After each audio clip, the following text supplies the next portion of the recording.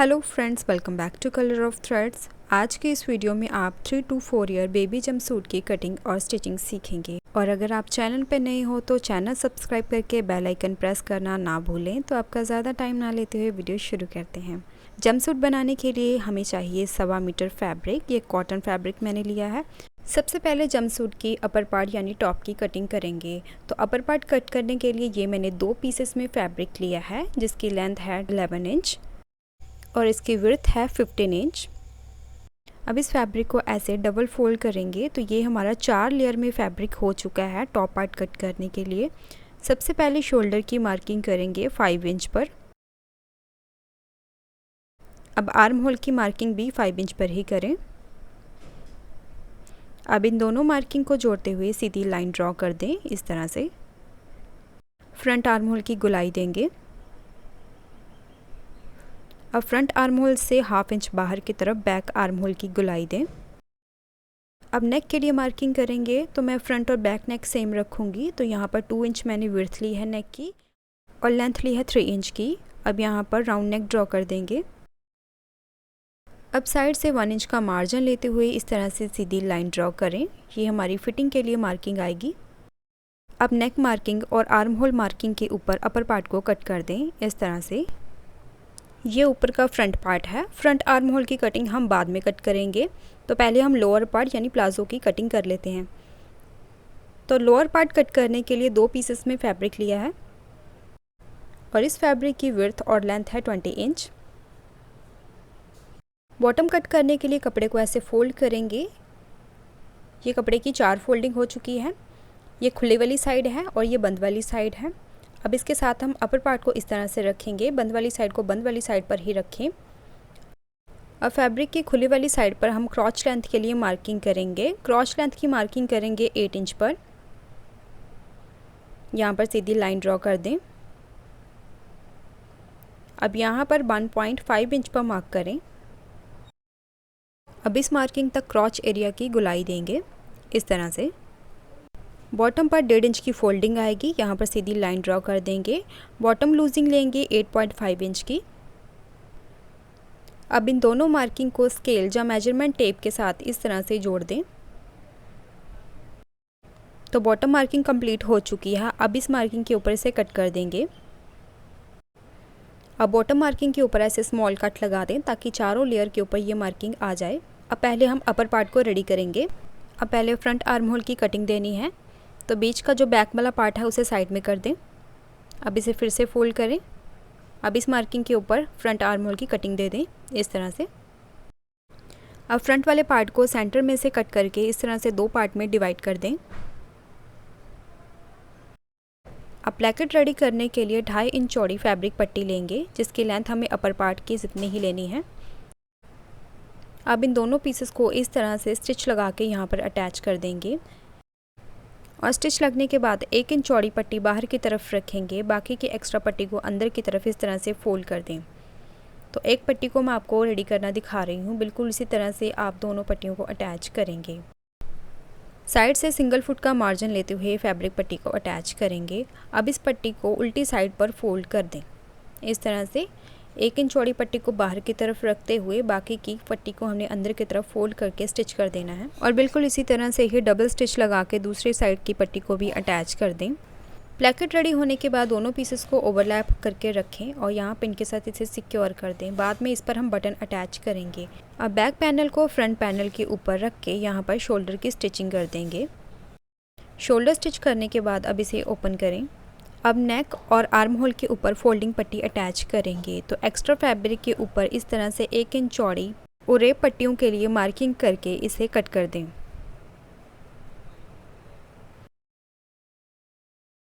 अब एक उरेप पट्टी को लेंगे और नेक के साइड से शुरू करते हुए पूरे नेक के ऊपर 1/4 इंच का मार्जिन लेते हुए इसे स्टिच करेंगे। बिल्कुल इसी तरह से आर्म होल के ऊपर भी इसे अटैच करके अंदर की तरफ फोल्ड कर दें। पट्टी अटैच करने के लिए पट्टी को सीधा करेंगे। आगे की तरफ से इस तरह से थोड़ा सा फोल्ड करें।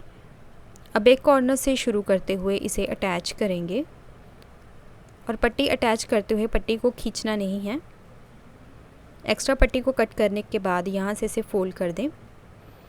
अब पूरी पट्टी के ऊपर इस तरह से छोटे छोटे कट लगाने हैं पट्टी अटैच होने के बाद पट्टी को उल्टी साइड पर डबल फोल्ड करके इस तरह से स्टिच कर देंगे। नेक के ऊपर आप चाहें तो पाइपिंग भी निकाल सकते हैं। नेक फोल्डिंग के बाद अब आर्म होल के ऊपर भी राइट साइड पर पट्टी को रखते हुए यहाँ पर स्टिच कर दें। स्टिच लगने के बाद पट्टी को अंदर की तरफ डबल फोल्ड करके बिल्कुल किनारे पर स्टिच कर दें। नेक और आर्म होल फोल्डिंग के बाद अपर पार्ट को डबल फोल्ड करके दोनों साइड पर 1 इंच का मार्जिन लेते हुए फिटिंग की सिलाई करके अपर पार्ट को रेडी कर देंगे। फिटिंग की सिलाई लगने के बाद अपर पार्ट बिल्कुल रेडी है। अब हम लोअर पार्ट को रेडी करेंगे। लोअर पार्ट रेडी करने के लिए सबसे पहले बंद वाली साइड पर स्मॉल कट लगाएं इस तरह से। अब इसे ओपन करेंगे। ओपन करने के बाद ये देखिए ये 2 लेयर है। अब इसी तरह से आसन पर स्टिच करें दोनों साइड पर। आसन की स्टिचिंग के बाद बॉटम पर इस तरह से डबल फोल्ड करके स्टिच करेंगे। तो पहले हम आसन की स्टिचिंग कर लेते हैं।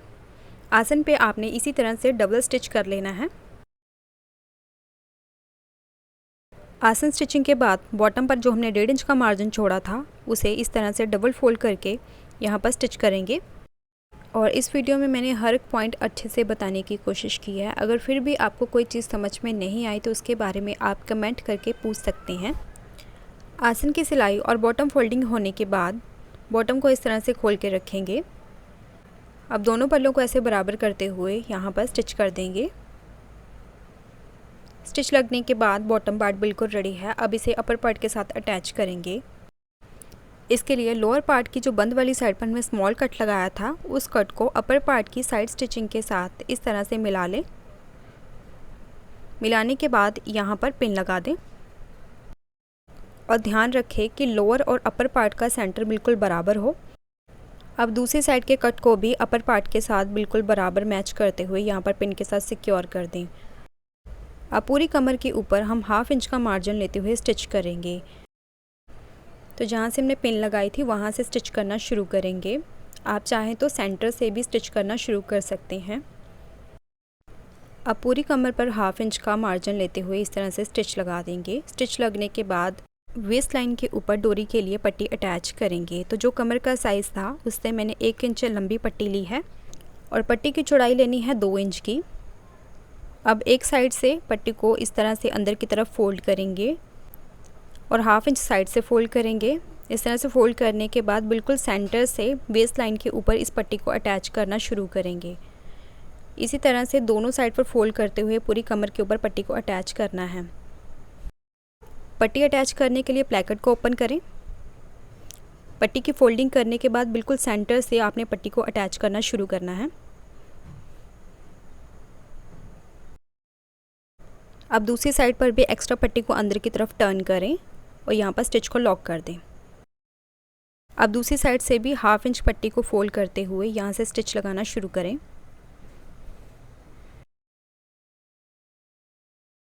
पट्टी लगने के बाद क्योंकि फैब्रिक के ऊपर छोटी छोटी वाइट प्रिंटिंग है तो मैंने वाइट कलर की डोरी रेडी की है। आप चाहे तो सेम कलर की भी डोरी रेडी कर सकते हैं।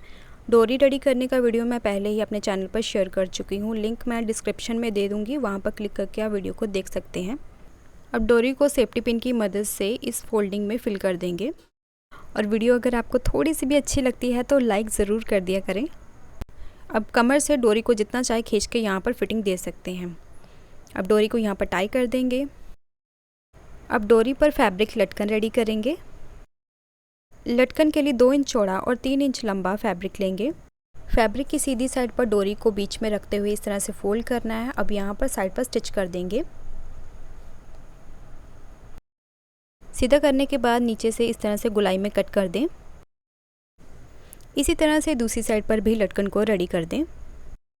दोनों लटकन रेडी होने के बाद प्लेकेट के ऊपर नीचे वाली साइड पर मैं बटन अटैच करूंगी और ऊपर वाली साइड पर कांच रेडी करेंगे। आप चाहे तो यहाँ पर प्रेसिंग बटन का यूज़ भी कर सकते हैं। आप चाहे तो अपर पार्ट के ऊपर लेस के साथ और भी डिज़ाइनिंग कर सकते हैं और साइड में फैब्रिक या लेस के साथ फ्लावर्स रेडी करके भी यहाँ पर लगा सकते हैं। तो इस तरह से ये हमारा जंपसूट बनके पूरी तरह से रेडी है। आज का ये वीडियो आपको कैसा लगा लाइक और शेयर करके ज़रूर बताएं। तो मिलते हैं नेक्स्ट वीडियो में, तब तक के लिए बाय बाय।